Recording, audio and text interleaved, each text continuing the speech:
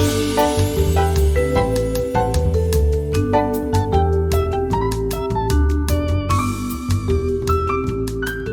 guys, we're here again in one of our new videos with Tina and Oksana. And we wanted to talk to you guys about the non-residential speculation tax, or what we generally call the foreign buyer tax. And we brought Oksana here, one of our great team members and a great friend of mine, so that she can tell us all there is to know, because she's got extensive research done on this subject. So we wanted to bring an expert this time to talk to us about it. Oksana, take it away.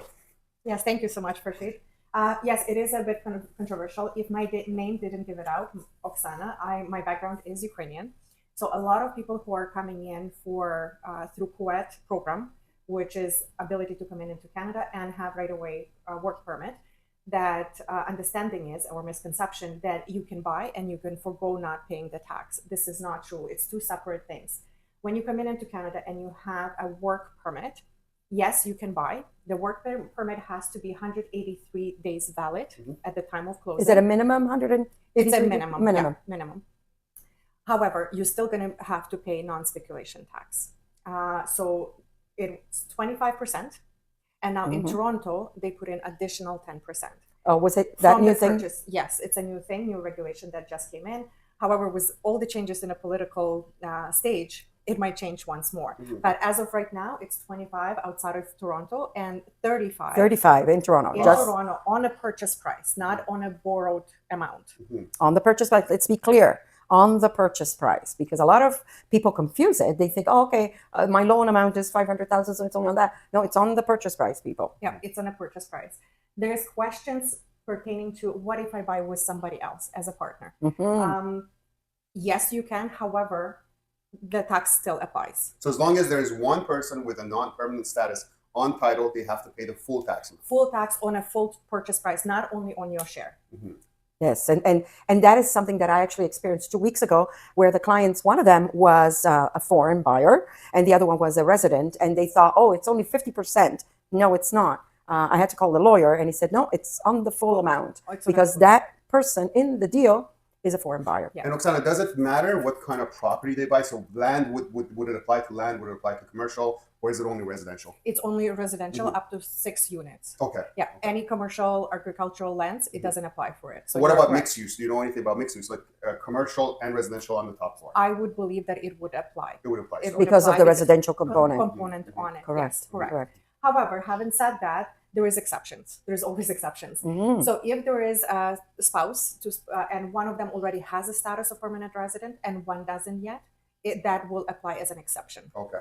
Okay, and so I heard, and please correct me if I'm wrong, that they may have to pay it, but under the exception, they will get the money back. Or with some lawyers, they sign a different form and they waive it altogether. From my understanding and conversations with the lawyers, that it would apply right away at the closing, and they would that's not very have to. Yeah, they wouldn't have that is to very pay. good. That's yeah. amazing. Another exemption would be for nominees under Immigration Act.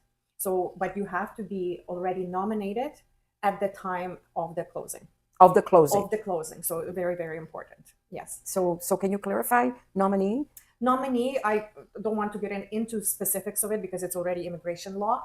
But from my understanding, what it is, that you apply within an appropriate a province to be nominated based on your profession. And so then you submit an application, government sends it back saying that, yes, you were accepted. So you're on that list. You're on that list. Once you're on that list and you have that proof, you can purchase and you will be exempt. Yeah. So Oksana, I understand there is a rebate that they can apply for. Can you elaborate on that a little bit? Yes.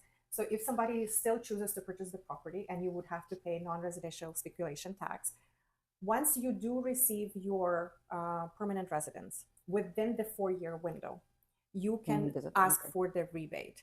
There are some strict regulations, so please do your homework or reach out to us.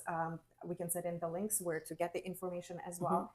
You have 180 days after receiving the permanent resident status, not the card, but the actual judgment of your permanent residency. Oh, I see.